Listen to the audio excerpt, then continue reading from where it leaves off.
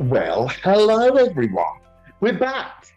I hope you all had a lovely little nosh. Of course, that's only for those of you in the room. Those of us virtually have had to go and make our own dinner. Um, uh, I can now see myself and see that you came to me much earlier live than you said you were. One of the joys of this modern technology lark. Anyway, it's been a fantastic morning so far, and it's been amazing to see um, the real conversation between older campaigners and activists and the younger generation. As one of the older guard, I would just like to say that one of the reasons why we're not very good at working with young people is because we honestly didn't think we'd still be fighting the same battles in our dotage that were fighting when we were their age. Did we, folks? But it's up to us to hand on the knowledge, the experience, and the support to the younger generation, because I'm afraid to say it does look like they will be going over a lot of the ground that we went over and thought we won. Lovely. Anyway, that's enough from me because you've all taken a little while to sit down after your scofferoo. So what we're going to do now is have a wonderful afternoon exploring how we can influence the future and getting disabled people into public life. Obviously, with the turmoil in Westminster at the moment, I might put myself in the ring to be the leader of the government. However, that would mean I'd have to be a Tory, and we won't be saying any more about that. So what we're going to be doing this afternoon is having a fantastic series of speakers. And then at 3 o'clock, we are having Mark Drakeford, the First Minister of Wales, do talk and then answer some of your questions. But first, and without further ado, I introduce you to Rosaleen Moriarty-Simmons, OBE, the High Sheriff of South Glamorgan.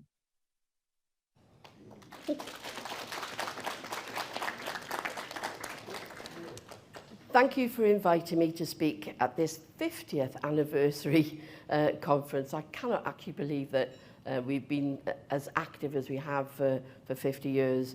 I've actually been involved with Disability Wales since its inception in one way or another, and initially through the Thalidomide Society having its membership with what was then called the Wales Council for the Disabled. When my father-in-law represented the Thalidomide Society in its membership. Later, as a disabled person, I became a member in my own right. Now, I was born disabled as a result of my mother having been prescribed the drug thalidomide.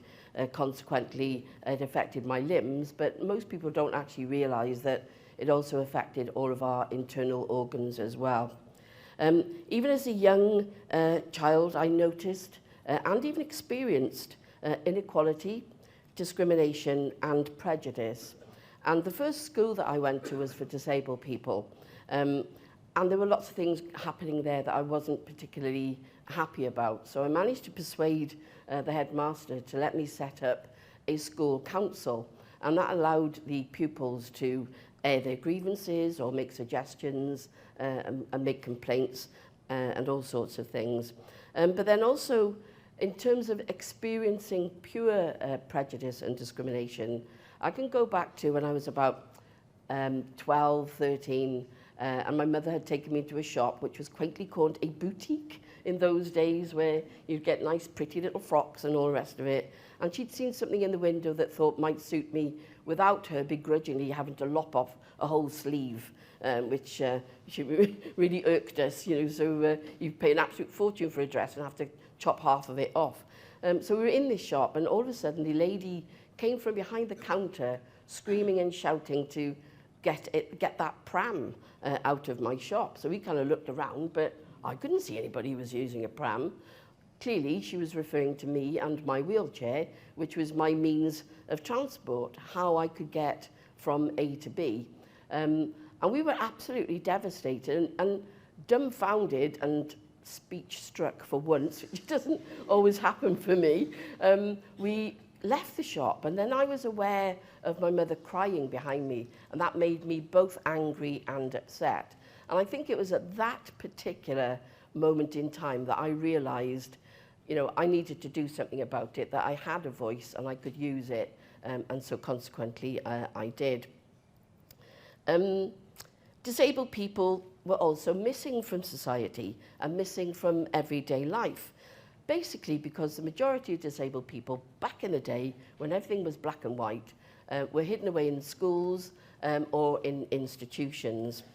So I have campaigned all of my life and fought for equality and rights, not just for myself, consequently, not that selfish, for myself, but for other disabled people as well. And that meant I was campaigning for total inclusion. We all have a right to be included in every facet and every walk of life. It shouldn't be, oh, well, we'll let you have it and pat you on the head and off you go. We have a right to be included in everyday life. We have a right to an equal and good quality education. We have a right to employment. Again, it shouldn't be, oh, well, it's a bit difficult. It'll cost us 50p to put a few blocks under a desk, to raise the desk for you and all that kind of thing. And we know that, well, I can tell you that back in the day when I was looking for jobs, we didn't have the legislation. So your application form would, accidentally or otherwise fall off the end of the desk and into the bin. We have a right to independent living. We have a right to relationships and meaningful relationships. And we also have the right to be able to have children, but if we need the support to help us to look after those children, then that should be there. Clearly, we all know that access is a huge issue. There are complete barriers at every corner we turn. I had too much cake, clearly, at this time. Not just buildings, they're not just inaccessible, but it's information. So if you want your gas bill in Braille, if you want your electricity bill in large print, then you have a right to have it that way. Transport, do not get me started on transport.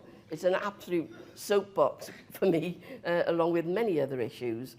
But we do have a right to be able to access either our own vehicles that we can drive or pay other people to drive for us, or have access to public transport, which clearly, I don't want to embarrass anybody, but we had a nice meal last night, and one of the people in this room had to wait an hour and a half for an accessible taxi with absolutely no guarantee that that taxi was actually going to turn up. That should not happen in this day and age. It's important that we have a voice, that we are heard, and that lovely saying that we all say, but do we actually know what it means? Nothing about us without us. Literally means it's not somebody else's right or decision to make your choices for your life. It's your right and your decision, and consequently should be your choice. The right to life, if and when we choose it, and the right to live your life the way you want to. Now, I have worked hard to get a good education. It was a long trek. I wasn't particularly educated up as far as the age of 14, so that's when my education did start, and I was lucky enough then to be the first disabled student to go to Cardiff University. That was a real learning curve for them and for me, actually. I've always been employed or self-employed. I worked for my sins in the civil service for 7 years, but they were the only ones who'd give me a job at the time. So, hey-ho, you've got to pay back for a little while, haven't you? Then I became self-employed. I delivered disability equality training for 25 years, and now I'm an artist. But it hasn't been an easy journey, and it breaks my heart that it's still that way for the younger generation. It really shouldn't be. Living independently has been something I have enjoyed, and of course, living independently does not mean living alone. Living independently, again, is a right, but we rely on other people to enable us to live independently. Do you know something? It's actually harder now to employ staff and personal assistants than it was 35 years ago.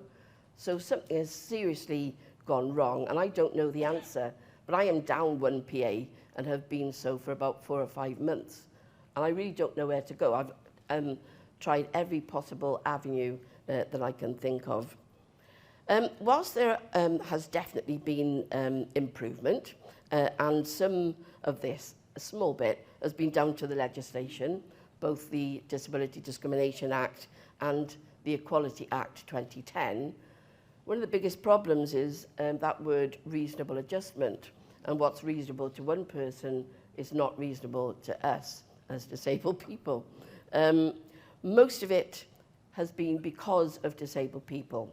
We have policed it, we've campaigned for it, we've fought for it, and I genuinely did think that by now things would be an awful lot better. But the younger generation really do need to ramp things up. You know, us oldies used to chain ourselves to buses. Some, I'm looking over there, threw themselves in front of buses. You know, Mick Scarlett behind on the screen would have done exactly the same. I was a little bit more sedate. I might have gently wheeled my wheelchair in front of a bus, but I wasn't brave enough to throw myself on the floor. There are so many issues that really still need to be addressed, and that is very frustrating.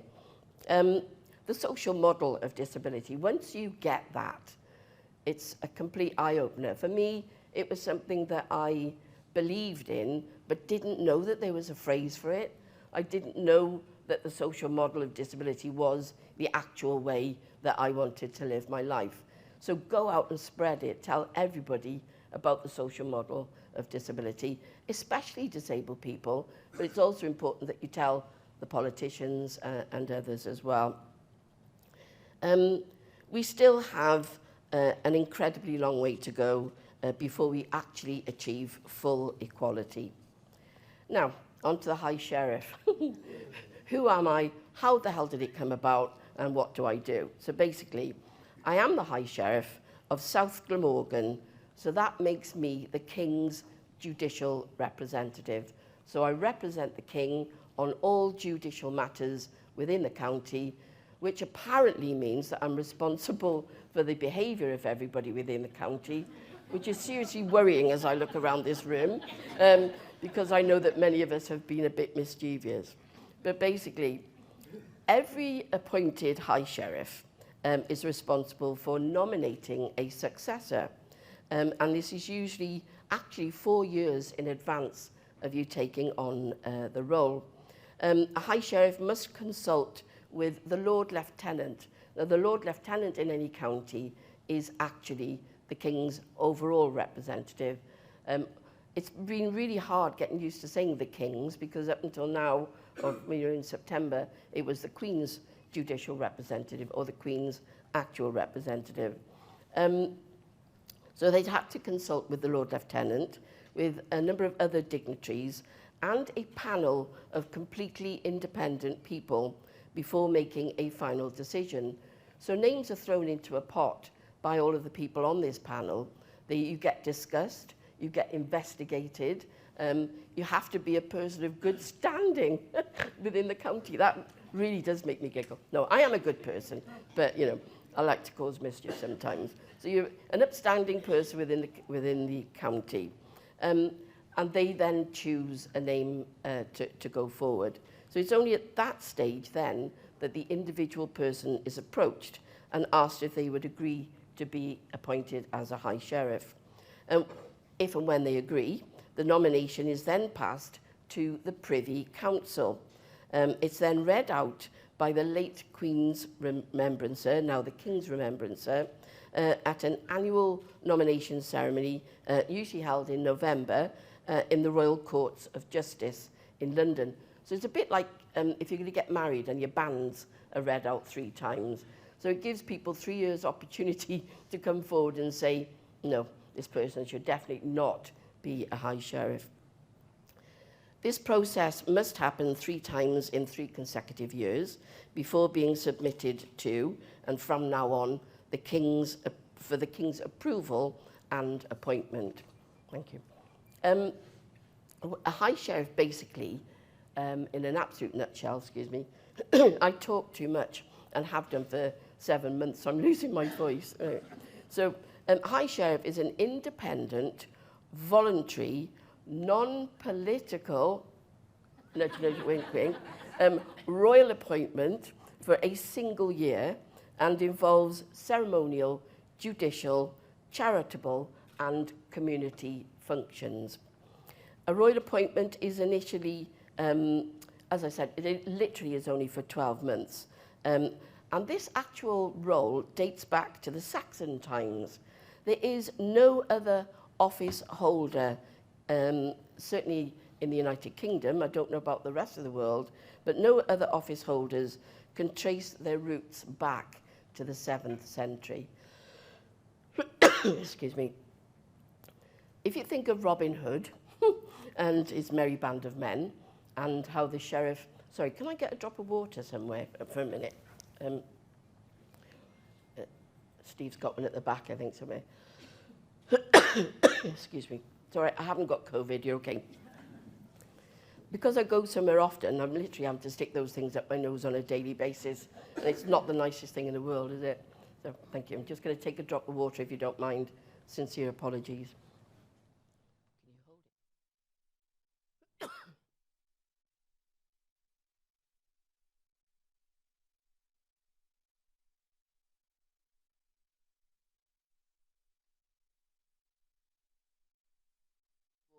It was probably vodka. But anyway, so yeah, if you think of Robin Hood and his merry band of men, and can you think of the mention then in those stories of the High Sheriff? Back in those days, the High Sheriff had an awful lot of power. They were judge, jury, and executioner, and tax collector for the kings as well.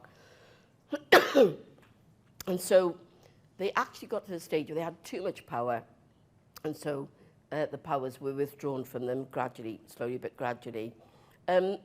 Now our main role is that of a civic one. The Shrievalty, as we are known collectively, is the office of High Sheriffs, and there are 55 High Sheriffs serving the counties of England and Wales. Previously, it was very male-dominated, mainly by wealthy and titled people. It had to change, or it was at the risk of being abolished altogether. For the first time this year, there is a 50-50 split of men and women. So, the High Sheriff role in a little bit more detail. Since the Queen's passing, it's now the King's judicial representative. We support judges, so I can literally sit in court with judges, the emergency services, and all law enforcers. We can help promote the understanding of different cultures and different faiths. I'm off to a synagogue for the first time this coming Sunday, and that's going to be fascinating. We give support to charities and all members of the community. I've spent time with homeless people and asylum seekers and lots of other different people in between. We do support the Lord Lieutenant when royalty visit the county. And we spend a lot of time, which is fabulous, because they look gorgeous in their uniforms, the armed forces. So I love being with the Army, the Navy, and the Air Force. I promise I won't sing that tune. And a lot of that is at gun salutes. And even though you know that the gun salute is about to go off, I still manage to jump about 2 foot in the air. A lot of it is about crime prevention and supporting young people to not go down the route of crime. But one of the nicest things is also being able to give a High Sheriff Award certificate. So it comes from me, but it's on behalf of the whole county. So that could be for an individual or an organisation that's gone above and beyond the call of duty. They've been in his service maybe for very many years and all sorts of other good reasons. That basically they haven't been recognised for things that they do, and they should have been. It's like having an access all areas pass to meet people and go places that you would never normally have the opportunity to do so. It is very humbling. As I said, perhaps the most enlightening thing for me was spending time with homeless people and asylum seekers. The year has not been without its challenges, but that, of course, is the normality of life when you have a physical impairment, isn't it? incredibly frustrating. So I have actually been heartened by the lengths to which many people have gone to accommodate my particular additional requirements as an electric-powered wheelchair user. Others, however, have failed to appreciate that I am the High Sheriff with some extra needs to allow me to fulfil my role. Let me give you one quick example. Cardiff Castle. The Disabled People's Movement fought for 20 years to make the castle accessible. And I nearly threw somebody out of a training session once from Cadw when they said, oh yes, but castles were built to keep people out. Unbelievable. But we're still being banished from Cardiff Castle at the moment because the 2 lifts that are there do not work.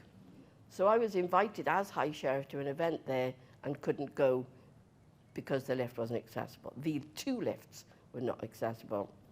So anyway, that put aside, I am the High Sheriff of South Glamorgan, but what's unique about that fact is that I'm the first person who was born disabled to be assigned this royal appointment ever in the history of the Shrievalty. But I hope that I won't be the last. Thank you.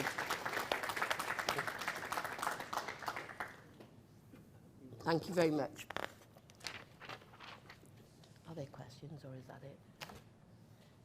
Does anybody have any questions? Or I don't know what the time scale is, whether I've used up my time. Yeah, questions? Yeah. Any questions? Don't tell me you've all gone shy now. Oh, yeah. My question may sound a little bit slightly confrontational, but it is said genuinely. I understand that there is a call for protest, but very recently the UK government has pretty much made it illegal to protest, and there is difficulty in that disabled protesters are at risk of losing their disability benefits. People using hearing loops. All right. I didn't hear that. Could somebody, could you repeat it? I'm sorry. Yeah, I'll start again, sorry. So, Still can't hear it. basically, so the preamble to my question is there's a call for protest, which is understandable, but quite recently it's been made almost illegal by UK government to protest.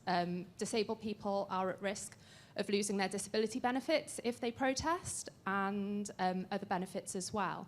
And then sort of linked to the High Sheriff role, where it's a person of good standing that, you know, needs to have this sort of squeaky clean record to be in that position, calling the sort of younger generations that are more at risk of being criminalised. And I'm not saying that people weren't when they were protesting in the past, but there is that real risk of being criminalised. People have been very recently arrested for holding up signs in protest, let alone chaining themselves to the front of buses. And I just want to know what your thoughts are on that, sort of calling people to do these things that could get them into a lot of legal trouble, while also saying you should aspire to do this role where you have to be a person, in quotes, of good standing.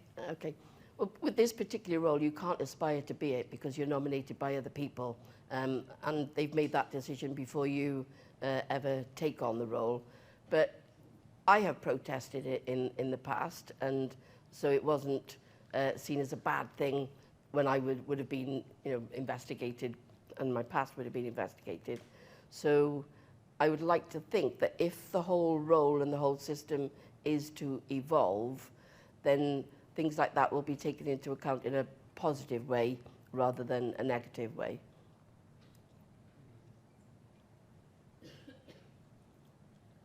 Have you got a question? Just scratching your nose, right? Sorry. I thought you put your hand up then. And we'll leave it there for now. Yep, that's fabulous. Sean. Thank you very much. Thank you. Thank you.